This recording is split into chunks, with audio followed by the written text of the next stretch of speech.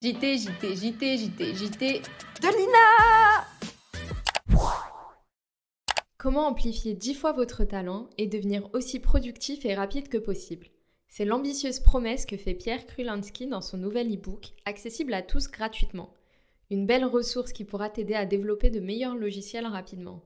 Au programme, beaucoup de choses, rien que le sommaire tient sur 5 pages. Software craftsmanship, tests automatisés, architecture, dettes techniques, les sujets sont nombreux et Pierre aborde beaucoup de concepts. De quoi réveiller des connaissances enfouies ou te familiariser avec celles que tu ne connais peut-être pas. Partager son appart en coloc, rien d'étonnant. Partager sa voiture en covoiturage non plus. Et si on partageait maintenant son job? Aujourd'hui, je vous parle du job sharing, une pratique encore peu répandue en France. Voilà ce que j'en ai compris. Côté recruteur, c'est le fait d'embaucher 2 personnes sur le même poste pour qu'elles se relayent sur les mêmes missions. Côté salarié, ça permet d'avoir un job à temps partiel, donc plus de temps pour ses loisirs, sa vie de famille, ses projets perso, etc. Le tout en ayant une autre personne qui avance sur les missions pendant ses moments off. Le binôme se partage donc la charge de travail, ce qui ne ralentit pas, a priori, l'avancée des projets. Alors, le job sharing, bientôt en pratique chez GoMind? La porte n'est pas fermée, on a une grande volonté de rester éveillé sur les différents types d'organisation et modèles de management. Pas de poste ouvert au job sharing pour le moment, mais on reste très curieux de voir comment ça fonctionne en pratique. Tu es dev junior en quête de savoir et tu recherches un endroit plein de ressources pour progresser? J'ai ce qu'il te faut.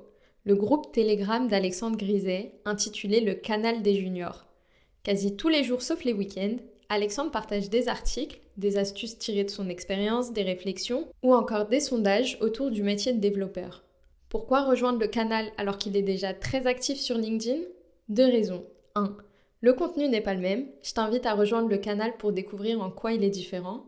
2. Je trouve que le groupe Telegram est plus propice à l'échange. En plus de partager du contenu, Alexandre y crée pas mal d'interactions et porte beaucoup d'attention aux réponses des développeurs présents sur le canal. Can artificial intelligence build a business from scratch? L'intelligence artificielle peut-elle créer un business à partir de rien? Jusque-là, rien d'anormal. C'est l'accroche des 3/4 des posts que je vois défiler sur mon fil d'actu. 4 outils d'IA utilisés, 15 minutes d'investi plus tard, Roméo Bancel, à l'origine du post, a l'idée, vendre des abonnements de plats, tout prêt, à base d'ingrédients sains et locaux, le site internet, et même des vidéos pour le site et les réseaux sociaux. Bref, des actions qui sont au cœur de ton job ou du mien. Mais pas d'inquiétude, je suis pas en train de prendre le chemin du « l'intelligence artificielle va-t-elle remplacer nos jobs dans 10 ans ?» Déjà parce qu'il me faudrait plus que les quelques articles que j'ai lus pour avoir un avis dessus, et surtout parce que j'ai pas de boule de cristal. Par contre, je voulais prendre le chemin lumineux. L'intelligence artificielle et la robotisation changent déjà et vont continuer à changer le domaine professionnel. Selon un rapport de Davos fait en 2016, 65% des enfants en primaire exerceront un emploi qui n'existe pas encore.